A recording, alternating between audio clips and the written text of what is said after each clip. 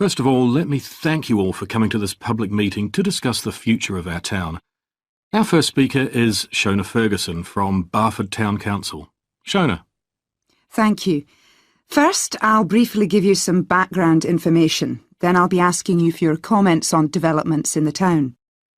Well, as you don't need me to tell you, Barford has changed a great deal in the last 50 years. These are some of the main changes. 50 years ago, buses linked virtually every part of the town and the neighbouring towns and villages. Most people used them frequently, but not now, because the bus companies concentrate on just the routes that attract most passengers. So parts of the town are no longer served by buses. Even replacing old, uncomfortable buses with smart new ones has had little impact on passenger numbers. It's sometimes said that bus fares are too high, but in relation to average incomes, fares are not much higher than they were 50 years ago. Changes in the road network are affecting the town.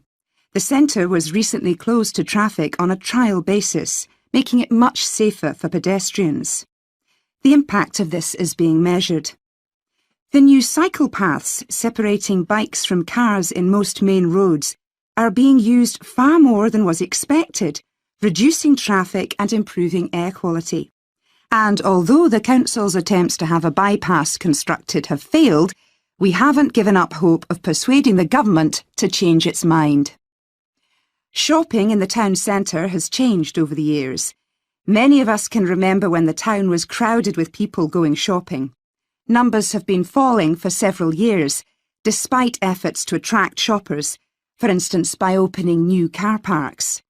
Some people combine shopping with visits to the town's restaurants and cafes. Most shops are small, independent stores, which is good, but many people prefer to use supermarkets and department stores in nearby large towns, as there are so few well-known chain stores here. Turning now to medical facilities. The town is served by family doctors in several medical practices, fewer than 50 years ago, but each catering for far more patients. Our hospital closed 15 years ago, which means journeys to other towns are unavoidable. On the other hand, there are more dentists than there used to be.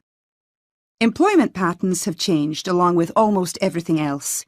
The number of schools and colleges has increased, making that the main employment sector.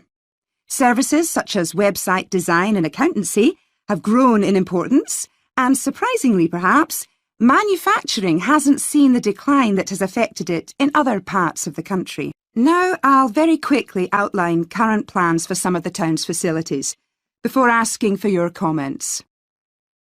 As you'll know if you regularly use the car park at the railway station, it's usually full. The railway company applied for permission to replace it with a multi-storey car park, but that was refused. Instead, the company has bought some adjoining land, and this will be used to increase the number of parking spaces.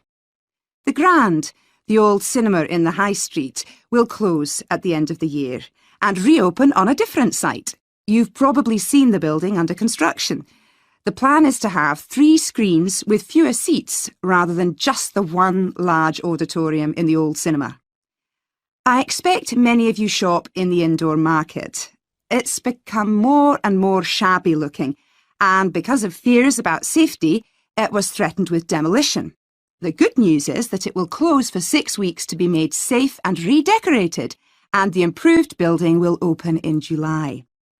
Lots of people use the library, including school and college students who go there to study. The council has managed to secure funding to keep the library open later into the evening, twice a week. We would like to enlarge the building in the not-too-distant future, but this is by no means definite. There's no limit on access to the nature reserve on the edge of town, and this will continue to be the case. What will change, though, is that the council will no longer be in charge of the area.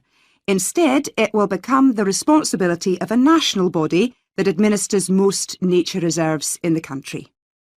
OK, now let me ask...